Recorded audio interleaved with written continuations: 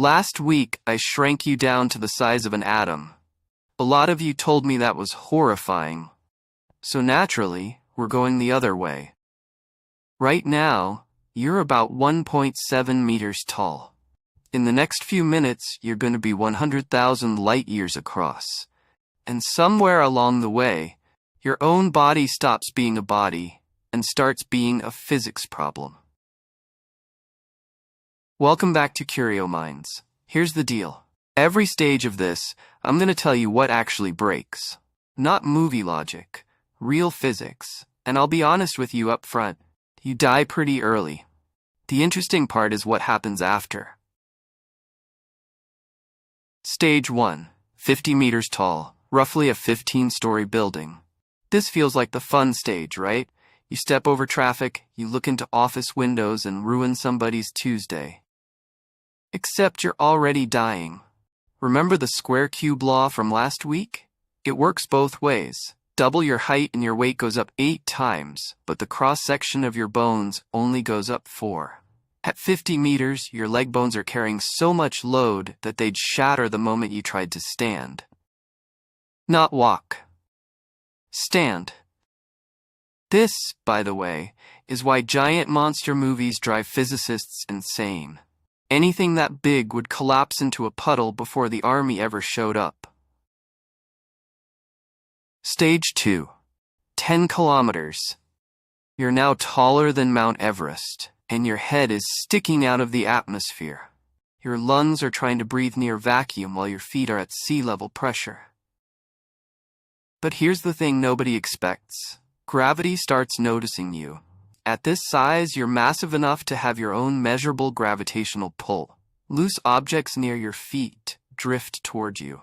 You are, in a very small way, becoming a planet. Stage 3, 12,700 kilometers. You are now exactly the size of Earth, and this is where it stops being a size change and starts being a mass problem. To be Earth-sized and made of anything solid, you'd weigh roughly what Earth weighs. 6 times 10 to the 24th kilograms.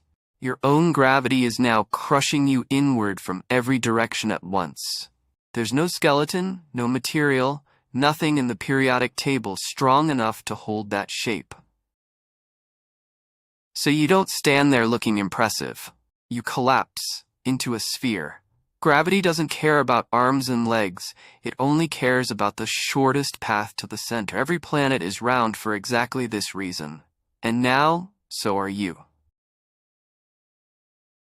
Stage 4, 1,400,000 kilometers, the size of the sun, and you ignite. Not metaphorically. With this much mass pressing inward, the core temperature climbs past 15 million degrees, and hydrogen nuclei start slamming together hard enough to fuse. You become a star, which sounds beautiful until you realize what a star actually is. A permanent explosion, barely held together by its own weight, burning through fuel for a few billion years and then dying badly. Congratulations, you now have a life expectancy. Stage 5, bigger than a star. And here's where the universe stops cooperating entirely. Keep adding mass past a certain point, and fusion can't push back hard enough anymore. Gravity wins.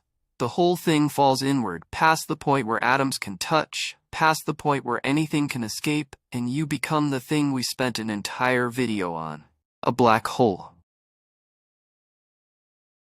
So there's a hard ceiling here. You cannot be a solid object much bigger than a few hundred kilometers before gravity rounds you off, and you cannot get much bigger than a large star before you collapse into darkness.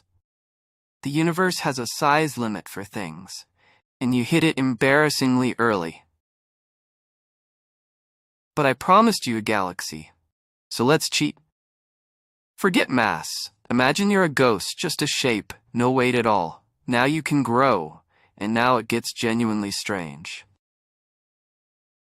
At 1 light year across, you're bigger than the solar system, and light itself is now too slow for your body to work.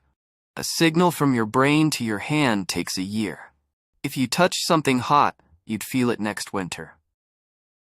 Your thoughts have a speed limit, and it's the same speed limit as everything else in the universe. At 100,000 light years, you are the Milky Way. 400 billion stars would sit inside your body. Earth, everyone you've ever met, every human who has ever lived, all of it, fits in a region roughly the size of one of your cells. And a thought would take 100,000 years to cross you. You would not be a person anymore. You'd be a very slow weather system. Here's the part I actually find beautiful, though.